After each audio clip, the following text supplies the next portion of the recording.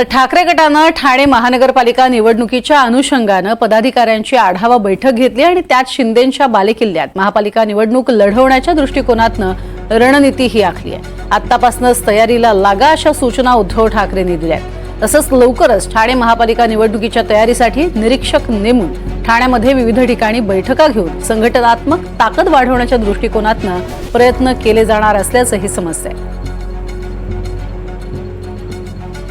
तर शिवसेनेची ठाण्यातली रणनीती पाहूयात। शिंदेंच्या बालेकिल्ल्यात महापालिका निवडणूक लढवण्याच्या सूचना करण्यात आल्यात। ठाणे महापालिका आपलीच आहे आणि आपलीच राहणार, आत्तापासून तयारीला लागा अशा सूचना ठाकरेंनी केल्यात। लवकरच ठाणे महापालिका निवडणुकीच्या तयारीसाठी निरीक्षक नेमणार असल्याचं सांगितलंय। ठाण्यामध्ये विविध ठिकाणी बैठका घेऊन संघटनात्मक ताकद वाढवण्यासाठी प्रयत्न करणार असंही स्पष्ट केलंय। ठाणे महापालिकेतही स्वबळावर निवडणूक लढवण्याची ठाकरेंच्या कार्यकर्त्यांची इच्छा आहे।